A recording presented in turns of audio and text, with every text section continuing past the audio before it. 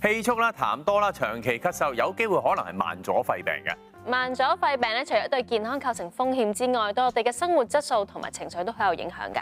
今日咧請嚟咧呼吸系統科專科醫生陳家華醫生同大家講下㗎。醫生你好。你好咁啊，長期咳嗽啊、哮喘啊，或者甚至乎慢阻肺病，其實點樣分啊？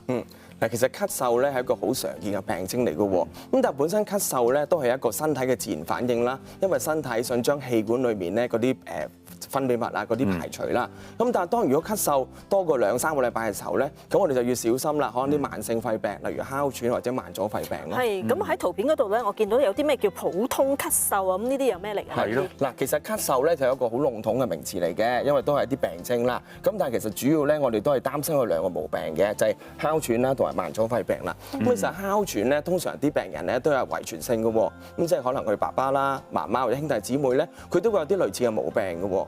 另一方面啦，佢自細咧可能啲敏感體質，有時你可能都聽過啊，啲小朋友好細個已經咧有皮膚敏感啊、鼻敏感或者氣管敏感嘅情況。咁呢啲病人咧好大機會都係啲哮喘嚟嘅。咁你知啦，佢哋啲氣管好敏感啊嘛，有時咧因為外物刺激佢哋啲氣管嘅時候咧，佢哋就會收窄啦啲氣管，同埋會發炎，引起可能咳啊、氣喘嘅情況咯。咁但係慢阻肺病就好唔同啦，因為另一類病嚟嘅。通常啲病人咧最多我哋見到咧都係食煙嘅喎。你知啦，煙裏面好多啲有害物質㗎嘛，咁佢哋就會破壞咗咧肺裏面啲組織啦。當佢越嚟越嚴重嘅時候咧，肺嘅組織咧越破壞，個肺功能就會越差啦。有冇話吸煙咧點樣影響到嗰個肺部啊？嗱，其實呢啲煙咧，你知好多啲有害物質㗎嘛。其實佢入咗個氣管之後咧，一路由個氣管啦，一路去到個肺嘅組織。其實食得煙多嘅人咧，其實就好似咧嗰個氣球，你可能你玩過氣球都知啦，可能吹脹咗之後，咁佢會有彈性㗎嘛。咁但係當食得煙多嘅時候咧，慢慢就好似個氣球咧，佢冇咗個彈性喺度啦。即係可能佢吸氣嗰下又辛苦，佢呼氣嗰下都會好辛苦咯。咁除咗吸煙之外咧，仲有啲咩成因咧？但其實除此之外咧，例如空氣污染啦，或者啲長期吸入啲化學物質咧，都會咧容易引起咧慢阻肺病嘅喎。所以有啲職業咧，譬如如果佢係做啲工程嗰啲咧，成日都會吸到一啲即係塵埃嗰啲都會有影響。或者有啲行業特別多人食煙嗰啲咧，亦都會有影響咯。明白。咁我想問下咧，即係佢嘅症狀明唔明顯嘅咧？嗱，其實要睇下咧佢個慢阻肺病嘅程度去到邊度啦。其實早期咧，可能個病徵好唔明顯㗎，可能就係少少氣喘啊、咳嗽。頭先提過啦，因為慢阻肺病咧，好多時咧都係啲老人家嚟㗎。老人家好時咧，對於氣喘會唔會係我自己年紀大咗咧，唔夠氣咧，或者咳嗽，好時老人家你聽過啦，係老人家嚟嘅，唔使睇醫生，唔使理佢嘅。咁所以有時我哋見到啲病人咧嚟睇醫生嘅時候咧，其實已經好遲㗎啦。咁當然啦，當個病人嘅情況越嚟越差咧，佢會揾醫生睇㗎啦。咁但係咧，可能當時嗰個慢阻肺病嘅程度已經好嚴重啦。我哋見過啲病人㗎，如果去到最差嘅時候先嚟睇咧，可能係屋企咧都要聞氧氣機咯。OK。咁但係有冇啲乜嘢方法可以診斷到佢係真係有一個慢阻肺病咧？嗱，其實咧第一件事而家由個病歷問起啦，因為有時你知道啦，我通常咧哮喘嘅病人咧都係啲細路哥嚟嘅，細路哥可能已經有嗰啲病徵㗎啦。咁但係慢阻肺病咧，通常都係成年人咧先會有呢個情況嘅，老人家特別多㗎，咁所以我哋都一定要留意翻個病個年紀啦。嗱，另一樣嘢啦，我哋可以做翻一啲檢查啦，例如 X 光片或者電腦掃描，因為頭先都提過啦，因為咧嗰啲香煙咧係會破壞肺嘅組織㗎嘛。有時我哋做 X-ray 或者見到可能啲電腦掃描咧，都會見到咧可能食完煙後啊有慢阻肺病嘅病變啦。另一方面啦，有時我哋都想知道個病人嗰個氣管嗰個功能去到邊啦，即係好似我哋買個雪櫃咁，都想知道個雪櫃涼唔涼咧？咁個肺功能佢究竟去到邊咧？咁所以我哋都想咧知道佢嗰個肺功能去到邊咧，可以做一個肺功能測試咯。但係我想問下，即係日常生活，即係可能我太太有哮喘啊，其實佢都係成日間歇，有時都會咳嘅。咁但係即係講開哮喘同慢阻肺病，其實好似嘅。點分啊？咁當然啦，即係睇醫生可能會 check 得更加清楚。但係如果正常喺屋企都係咁咳，即係我當用一個哮喘比例同一個慢阻肺病，點樣能夠界定？會唔會咳嘅次數會多啲啊？會時間耐啲？有冇得有多少少嘅特徵係有突顯到，定係差唔多㗎啦？其實最緊要咧就係睇嗰個佢有開始發病個時間咯。即係如果佢好細個嘅時候已經有發病嘅話咧，其實哮喘嘅機會就會高啦。因為我哋比較少見咧，好細個或者好後生咧就有慢阻肺病。咁當然啦，有啲病人可能佢個遺傳係有問題嘅時候，可能天生嗰個肺個結構有問題嘅時候咧，可能好細個好似有慢阻肺病嘅情況。咁但係一般慢阻肺病咧都係食煙啦同埋老人家居多咯。咁如果嗰個肺部咧一旦受損咗咧，係咪冇得逆轉㗎？嗱，其實佢同哮喘好唔同嘅，因為哮喘嘅病人有時如果佢嘅真係可能有發作嘅時候咧，佢可以去到好差㗎。咁但係你用咗適當嘅藥物咧，佢可以咧完全恢復正常嘅喎。但係慢阻肺病就唔同啦，因為呢啲煙其實已經破壞咗個肺啦嘛。就算可能用啲好好嘅藥物都好啦，佢可以有改善，但係你話可以完全逆轉晒就比較難。咁但係咧呢個亦都唔係一個原因咧唔戒煙嘅喎。有啲病人聽到既然煙唔好咯，咪繼續食煙咯。但其實唔係㗎，因為其實你戒咗煙之後咧，佢個肺功能咧嗰個受損程度咧都會慢慢減慢嘅。明白。咁但係對生活係造成啲咩影響㗎？嗱，就要特別睇下呢個病人究竟佢發病嘅時候係咩年紀啦。可能老人家一般可能佢個活動量比較少咧，佢係冇咁容易察覺咧佢自己係有問題嘅喎。咁但係如果佢發病嘅時間可能仲係在職啊，甚至做嘅職業啦係一啲例如啲勞動性嘅話，可能佢喺地盤啊，或者做一啲比較勞力重嘅時候咧，佢就會發現點解會氣喘咧咁樣。咁如果當去到佢個病情好嚴重嘅時候，而佢個工種亦都係比較要求佢體力比較重嘅時候咧，咁可能佢會好容易會覺得力不從心啦，可能成日都要請假，甚至長遠嚟講咧都會影響社交生活咯。會唔會有潛伏期喺裏面，即係慢慢越積越多，所以先會突然間發病？嗱，其實因為咧同食煙嗰個數量都有關嘅，因為所以通常我哋問啲病人你有冇食煙啊？你食咗幾耐？其實有影響㗎，因為其實即係等於呢啲唔好嘅嘢，你食得越多，咁當然個破壞會越大啦。咁但係當然個程度上，頭先講過可以做個肺功能測試咧，就知道佢嘅程度去到邊度咯。嗱，醫生除咗頭先你講食煙啦或者工種之外，仲有冇一啲外在嘅因素係會令到佢惡化嘅？其實好簡單，通常咧我哋最常見原因咧都係啲感染啦。因為你知啦，其實平時傷風感冒人都有㗎啦。我哋冇呢啲病嘅傷風感冒咧，有時好簡單，可能睇幾日醫生就會好㗎啦。咁但係如果佢有慢阻肺病嘅話咧，上呼吸道嘅感染，例如傷風啊、感冒咧，可以令佢惡化嘅喎。咁當然最差嘅情況就去到肺炎嘅時候咧，對佢個肺功能影響更加大啦。咁呢啲情況咧，通常我哋見到咧，冬天特別多嘅。咁尤其是老人家嗰啲咧，我哋會建議佢哋啦，一定要打齊流感針啦，同埋每年嘅肺炎針咧都一定要打齊咯。咁慢阻肺病咧，即係你要治療啦，有啲咩目標咧？你哋嗱，其實咧我哋有幾個目標嘅。嗱，第一件事啦，病人嚟睇得醫生梗係唔舒服㗎啦。咁所以我哋咧都會建議啲病人咧，第一件事藥物上要用得好啦，一用得好嘅話咧，自然佢就會舒緩咗佢嘅唔舒服。咁呢個係我哋第一個目標啦。嗱，第二樣嘢啦，我哋都希望咧個病人咧長遠個肺功能會得到改善嘅。第三樣嘢啦，我哋都唔想個病人咧成日因為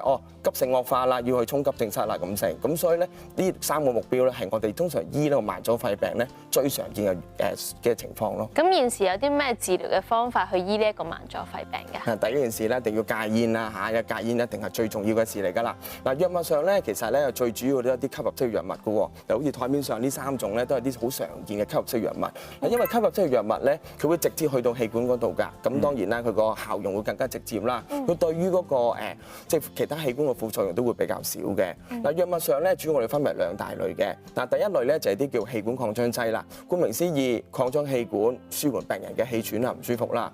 另一方面咧，好多時啲病人啲氣管咧，佢都有一啲發炎嘅喎，咁所以吸入式嘅類固醇咧，都係一個好常用嘅藥嚟嘅。嗱，而家啲藥就越出越新㗎啦，可能你以前可能有啲屋企人啊、朋友咧，佢有呢啲病咧，你見佢揸住啲氣管藥咧，每日要可能噴3次啊、4次咁啦。嗱，而家啲藥物咧有啲長效㗎啦，咁即係話咧，佢每日用2次啊，甚至1次都幫到佢。再新啲嘅藥咧，有時一隻藥裡面咧，佢可能有2隻啊、3隻成分，咁變咗病人咧更加容易用啲藥得嚟咧，咁佢都會改善咧佢對藥個依從性咯。嗱，醫生即係頭先我都講，因為我太太有哮喘啊嘛，所以我見到你今日帶呢幾款嘅藥咧，我見到其中一款都係似哮喘藥嘅。咁如果咁樣講話，其實係咪哮喘藥同慢阻肺病其實個藥嘅功效咪都係差唔多嘅咧？嗱，因為咧佢哋嗰個病理咧都係有啲類似嘅，咁所以嗱佢個原因係唔同啦。咁但係咧佢通常個病徵啦同埋發炎嘅情況咧都有啲類似嘅。咁所以你會見到咧哮喘嗰啲藥啦，或者慢阻肺病啲藥咧，其實佢哋係有啲類似咯。可能個工具係好相似，但係實質落去嗰個藥咧就未必係啦，因為其實咧佢唔同嘅設計咧，其實佢用嘅方法唔同嘅啫，但係就係睇下你擺咗啲咩成分喺裏面咯。嗱，我淨係講慢阻肺病啦。咁如果見即係好咗好多啦，可唔可以嗰個次數用少啲咧？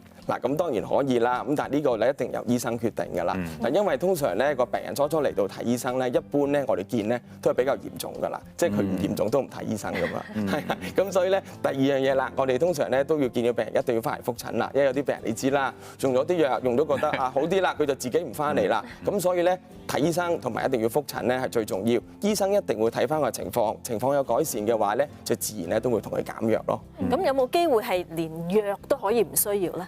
比較難啲啦，因為頭先講過啦，因為慢阻肺病咧，其實佢個肺功能咧係唔能夠完全逆轉㗎，咁所以你話藥量上可能會用少啲，但係你話完全唔使用藥咧，機會就細啲咯。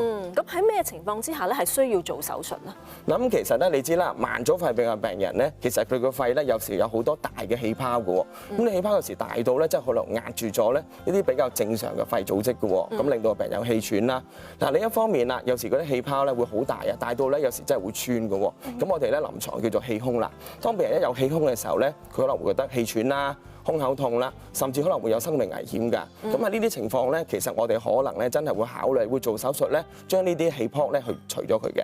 咁但係另一方面咧，我哋可以用另一個方法咧，就用氣管嘅內窺鏡啦。我哋要擺啲活塞入去嗰啲氣泡嗰度，即係令嗰啲氣泡咧萎縮咗咧，咁亦都達到相似嘅效果咯。咁即係做手術只可以避免到即係呢個慢阻肺病產生出嚟嘅一啲嘅後遺症啦。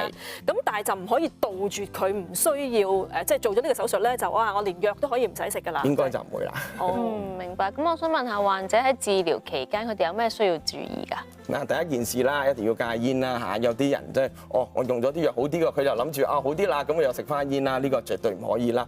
但頭先提過啦，因為咧慢阻肺病咧最重要都係啲吸入式嘅藥物嘅。咁其實咧我哋做過啲研究喎，發現咧好多人咧都唔能夠好正確咧使用呢啲吸入器嘅喎。咁我諗原因有一個嘅，就因為咧慢阻肺病大部分嘅患者咧都係啲老人家啦。你知老人家有時咧你教咗佢，但係可能佢嘅認知能力係會有問題啦，或者有時佢哋手同眼嘅配合有問題，所以佢哋咧可能好想用好啲藥嘅，但係佢哋真係冇咁嘅能力。咁所以通常我哋咧建議啲病人嚟覆診嘅時候咧，最好帶埋啲工人姐姐啦，或者叫埋啲屋企人一齊嚟。咁我哋咧唔止教個病人啦，可能都要教埋佢啲屋企人咧，就等佢哋咧可以幫個病人咧一齊用嗰啲藥咯。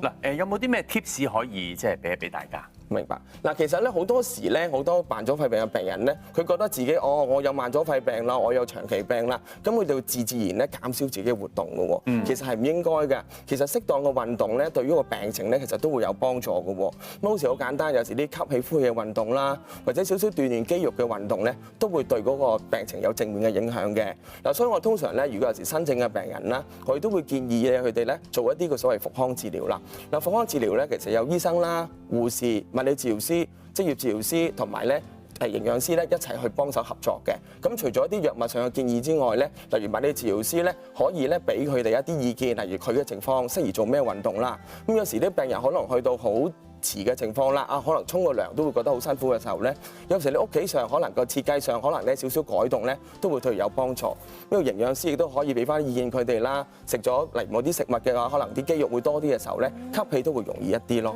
醫生，我又諗起一樣嘢啊，即係其實有一啲嘅老人家咧，即係好興有一啲深度旅行啊，去到一啲即係高原嘅地方啊。但係你頭先係形容咧，即係嗰個慢阻肺病好似一個肺泡咁。咁其實係咪建唔建議佢哋即係可唔可以去呢啲地方咧？其實會有危險㗎，因為我諗其實就算我一般人冇啲長期肺病咧，去到一啲好高嘅地方咧，其實都要小心，可能自己嘅心啊、肺功能有問題啦。呢啲病人佢本身可能就算喺平地啦、行路啊，成個都會有問題嘅時候咧，去呢啲旅行嘅時候咧，一定要咧問個醫生意見，評估過佢究竟適唔適合咯。